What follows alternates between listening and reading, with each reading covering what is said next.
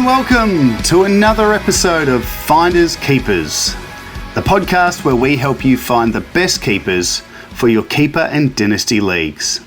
I'm your host Jordox, and this podcast is brought to you by the Coaches Panel. Last week on Finders Keepers was the Ruck Rankings episode, where I looked at the best and most likely available rucks in the redrafts for this season, but also took a look at the current ruck lineup at every AFL club with a bit of a look to the future to see who's going to be the next breakout ruck star. So if you missed that last week, go back and check it out. And if you're new to the pod, there's a couple episodes before that as well where I look at the midfield rankings as well as the defender rankings. But this is the last week for our rankings, and we finish with the forward line. The forward line's always quite difficult in the fantasy world, essentially because forwards in the game don't generally score that well. So what we're always looking for in the forward line is guys with a midfield role or a different role. Now in keeper leagues, it's really hard to find a forward that you can have long term in your forward line, because quite often once a player breaks out in another role, the next year they often lose their forward status. So finding a good forward who keeps forward status year on year is really important, and every good keeper side needs one, or at least one, to build their side around. So on today's episode, I'm going to take a look at who I think are the most valuable and likely available forwards in your redrafts. And the way that I've come up with this list is I've looked at every forward eligible player from last year and just looked at players who averaged 70 or less. Because I think it's fair to say most players who average more than 70 are likely to be owned already in your leagues. And these rankings are also based on a 30-man squad where you keep 15 players year on year, with the standard on-field formation of 5 defenders, 7 mids, 1 ruck, and 5 forwards. The list also doesn't include any players drafted last year, and there are 4 players that I didn't include in the rankings who averaged under 70 last year, but I haven't ranked them for the pure reason that I don't believe they're going to be available in anyone's leagues. So we'll look at who those 4 players are towards the end of the pod, but in the meantime, let's get started with the rankings. Here are my top 25 forwards likely to be available in your redrafts, ranked in order of how I see their importance and value in season 2025 and potentially beyond. Number 1 on my list, I've got Darcy Wilson from St Kilda. Had a really good debut season last year, playing all but 1 game for the Saints after being taken in the first round of the previous year's draft. And it was just a really impressive first season. He averaged 65 playing on the wing. I think anyone who watched him play would have been really impressed by how hard he runs.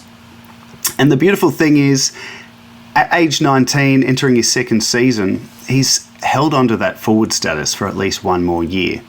So I'd be more than happy to have him on my field this year, but more importantly, I'd be very excited to have him for his whole career, because he's only going to get better. And I think he's going to be a fantasy favourite for a long time. That's why I've got him at number 1. At number 2, I've got a guy who went backwards in his 3rd season last year, and that's Josh Rochelle from Adelaide. And I actually think 2024 was the down year that he needed for him to really achieve his potential in the fantasy world and for the Crows as well, of course. I think the upside of him having that poor season is there'd be a lot of keeper owners who let him go last year, thinking maybe he's not going to be what we thought he could be. But I reckon he will.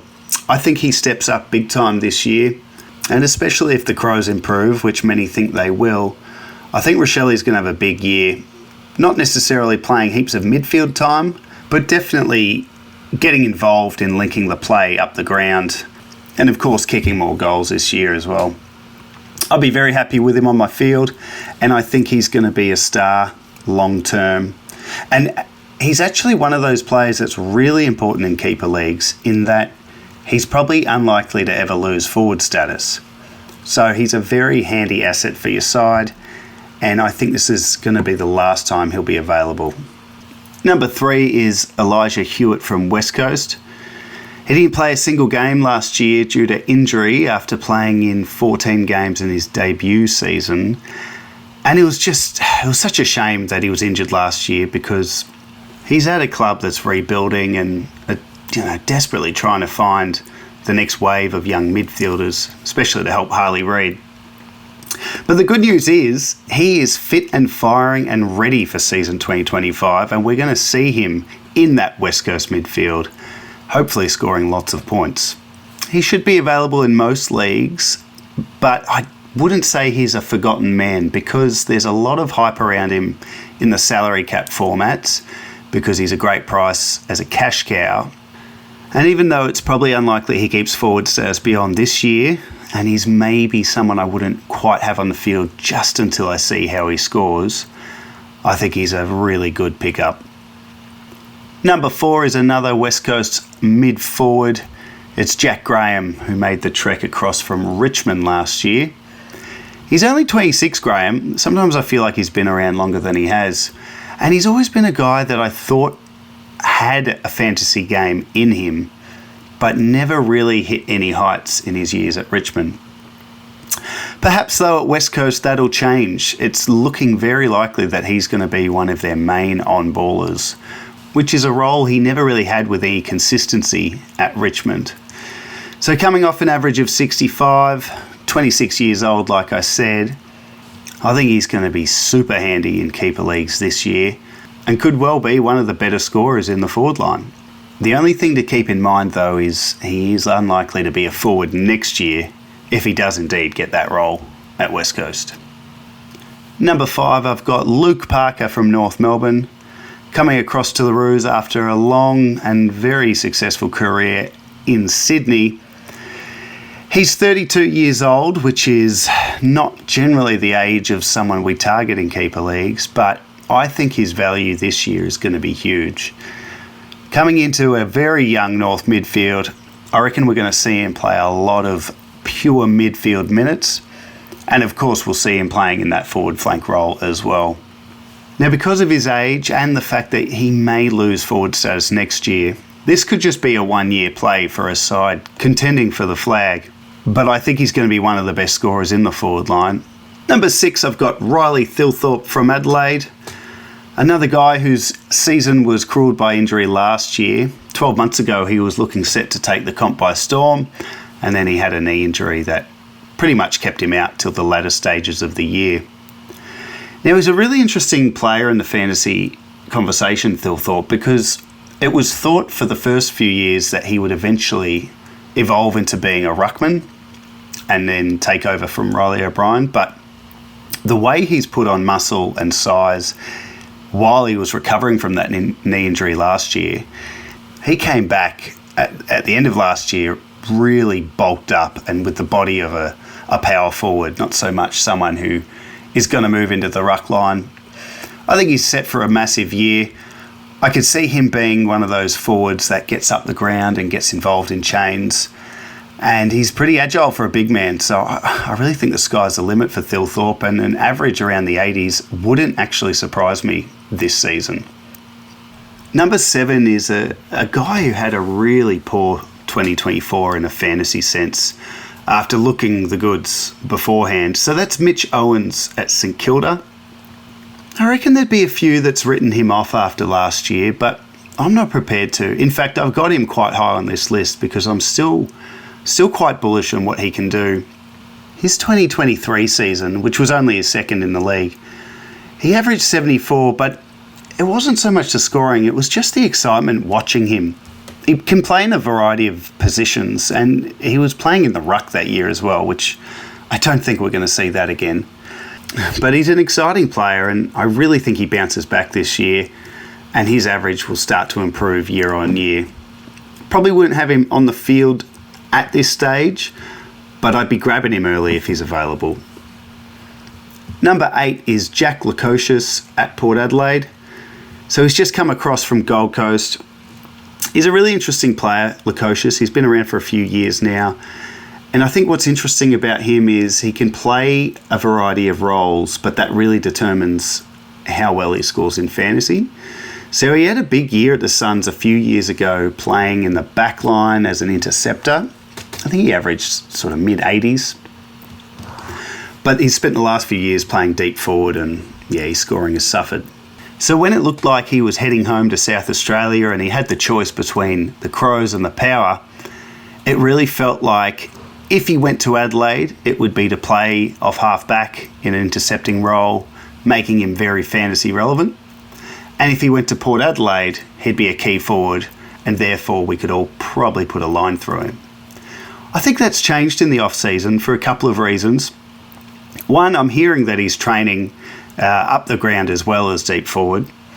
But two, even if he is just a forward at Port Adelaide, I think he's such a good player, and at a club that's been really strong in recent years, I think there's going to be more goal opportunities for him at the very least. I really like him this year. I think he's going to be a shrewd pick if you grab him. He's 24, he's entering his prime, and I reckon Port are going to use him as a forward, but he'll get up the ground a lot as well.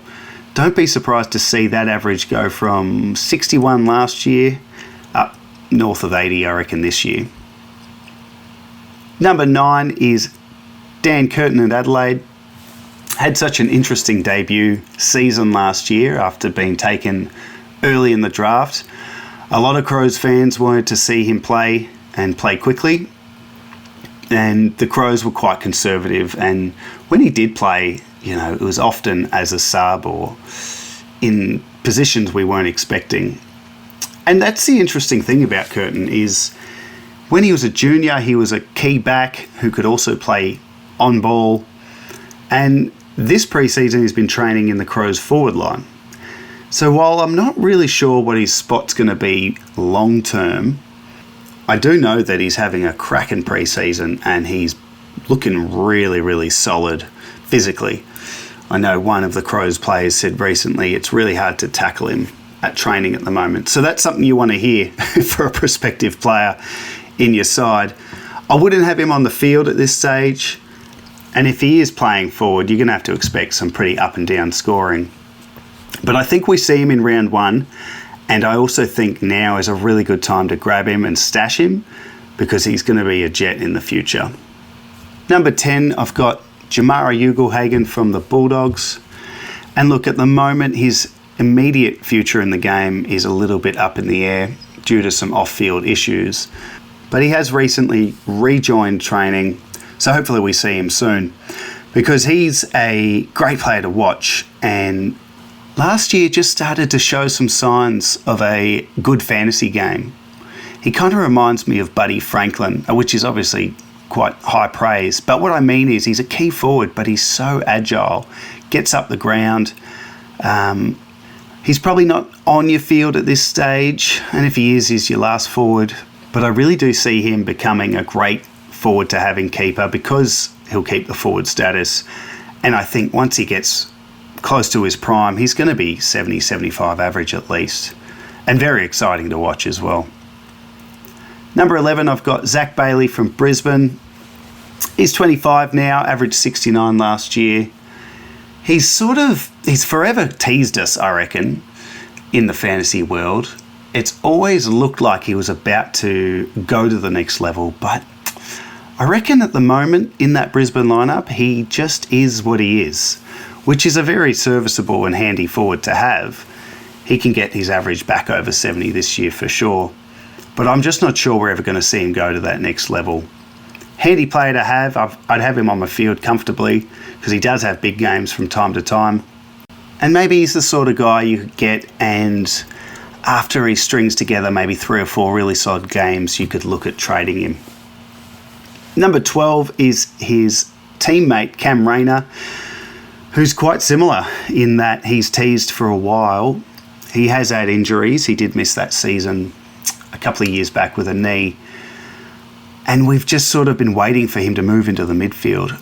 It's happened in little bits and pieces over the last few years, but I think similar to Bailey, he probably is what he is at this stage. His average was 68 last year, so I can see him improving on that for sure with a bit more consistency. But that Brisbane midfield is pretty chockers, so it's hard to see him breaking in. But having said that, a a guy who's going to be keeping forward status, who's going to average in the 70s pretty much for the rest of his career, with still that chance of upside. Still a pretty handy player to have, I reckon. Number 13 is Keziah Pickett at Melbourne. He's another guy we've been waiting to see really break out in the fantasy world. He averaged 66 last year. He'll start this season on the sidelines because of suspension.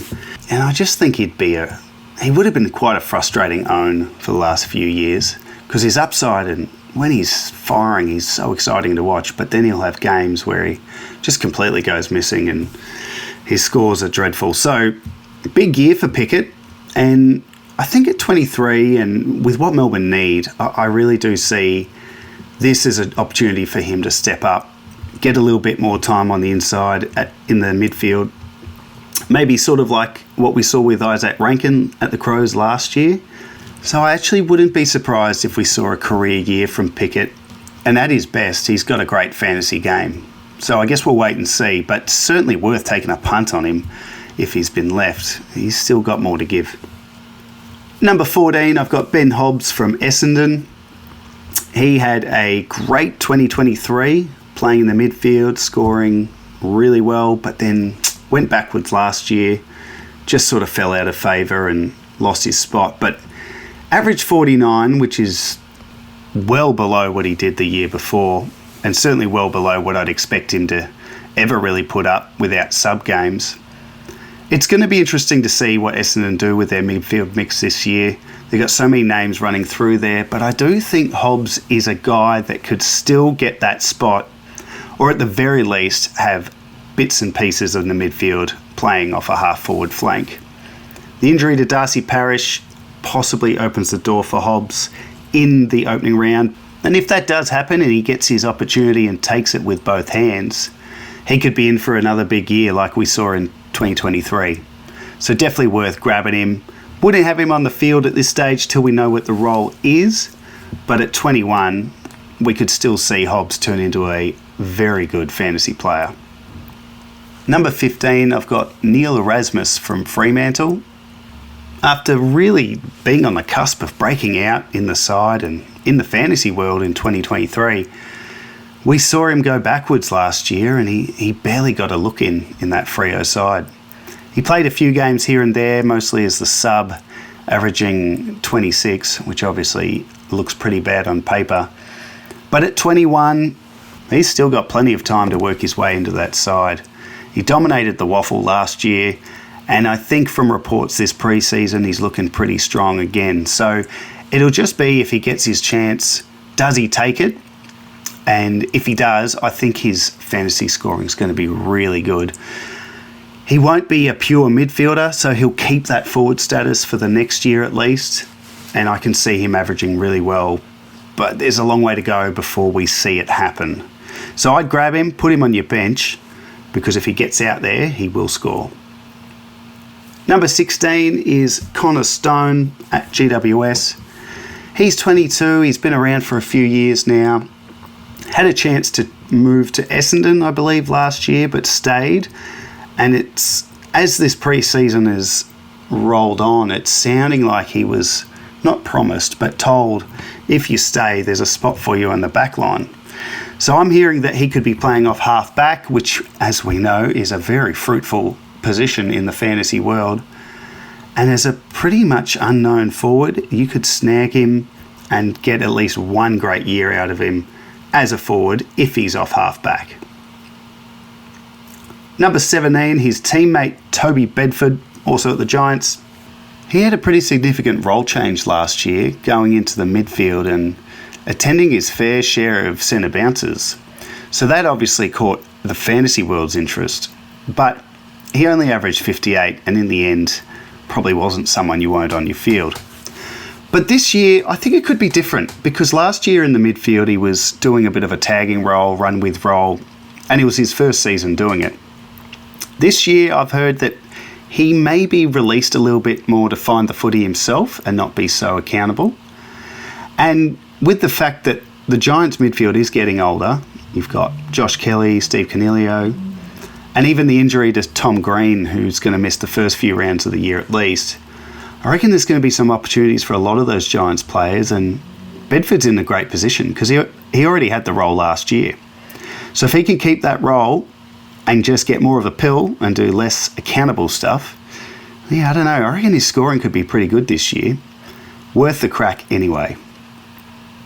Number 18 is Paddy Lipinski at Collingwood.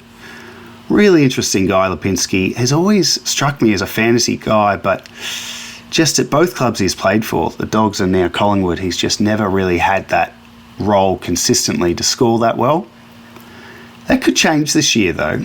Coming off an average of 69, he's 26, and there are plenty of spots in that Collingwood midfield, I reckon. You've got Tom Mitchell out indefinitely at this stage. Yes, Perryman's coming in and there's a chance to, he's just been training as a midfielder. But I think Lipinski, not a full-time mid, but as a half forward who gets a little bit more mid-time this year, could really increase that average, get it up around the 80s even. He's a great player, so I think Collingwood should look at it. And if he's available, I reckon you should grab him. Number 19 is an excitable player from the Lions, Kai Lohmann. He's 21. He only averaged 60 last year, but it wasn't about his scoring. It was just about watching him and seeing how good this player is going to be. I can't really see anything changing too much for him other than just natural improvement. But I reckon you could do a lot worse than grabbing a Lohmann, chucking him on your bench, and just seeing what happens. Number 20 is a very young key forward who's probably a few years away from being someone I'd have on my field, but certainly worth stashing at this stage. That's Nate Caddy at Essendon. Had his first year last year, and I think Bombers fans would have been pretty pumped with what they saw. Average 53, obviously that's nowhere near what we want. But I think as he develops and continues in the role and he gets more confident in his body, I think Caddy's going to be a ripper going forward, and he'll be one of those forwards down the track that is just a safe 70-odd that you'd be very comfortable fielding. At number 21, I have Jack Silvani from Carlton. He's 27 and didn't play a game last year due to injury, and that's kind of been the tale of his career so far. Anytime he's had a bit of consistency, he's then been injured.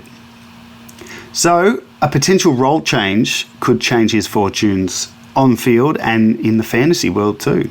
He's been training in the back line, and I've always thought he had a fantasy game in him, Silvani. So let's see what he can do in the back line. Maybe he could become a bit of an interceptor and get his points that way. He's a bit of a wait and see, but there's no harm grabbing him, putting him on your bench and just seeing what happens, because in that role, he could be pretty handy for you. Number 22, I've got Hugo Garcia from St Kilda. Had a pretty good first season at the Saints last year. Looked really good when he debuted and came into the side, and I think what caught the fantasy world's attention was he does like to tackle. Laid a lot of tackles in those first few games he played. So it was an exciting prospect for the future, and I actually think we could see a nice little scoring bump this year with a little bit more opportunity in the midfield. Saints are going to have a bit of a change in that midfield. We know that Jack McRae's come across, Brad Crouch is retired, and I just reckon there'll be opportunities for players like Garcia to just have a bit of a taste of it.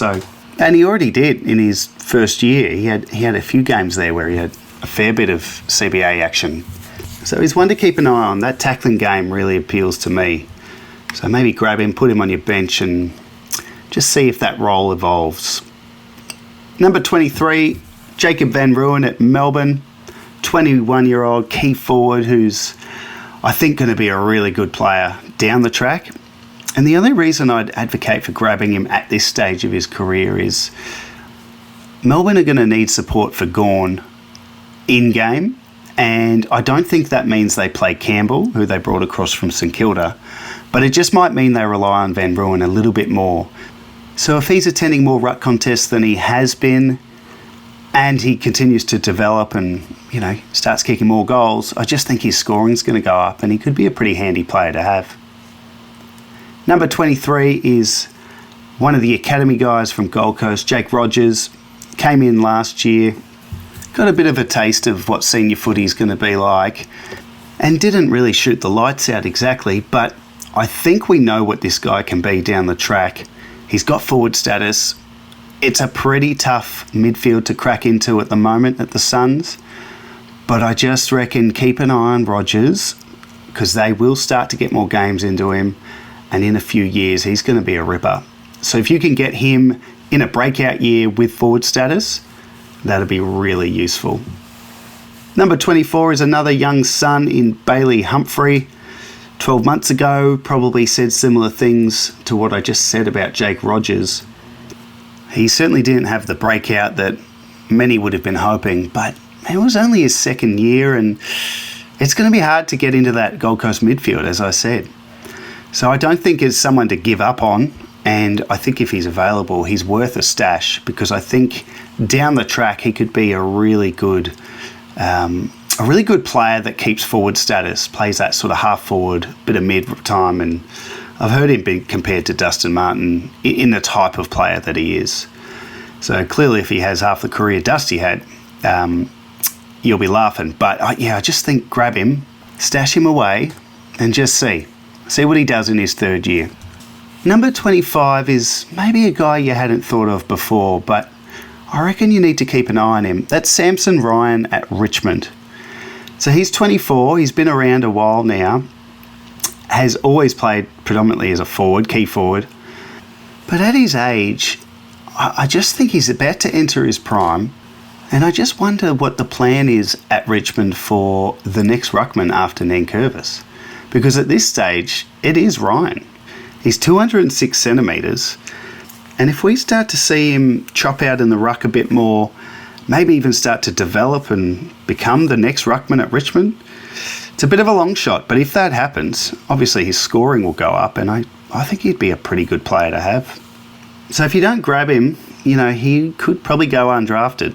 So definitely just keep an eye on him throughout the season and see what's happening with his role. And that's my 25 top forwards likely to be available in your keeper redrafts. It's a tricky line, the forward line, and it's really important you find one or two that others haven't been looking at, because it can really help set up your season. Alright, so before we wrap up another episode of Finders Keepers, there were a group of players, 4 players I mentioned at the start of the pod, who averaged less than 70 last year, but I didn't include them in my rankings. With the reason being, I don't believe there'd be any league where these guys would be available in the draft pool. And if they are, grab them, because I would have had them ahead of all the other 25 in my rankings. Who are they? Let's have a quick look at them now. Riley Sanders is the first one, the young bulldog. He didn't quite live up to the lofty expectations on him in his first season, but I think he's about to get very busy.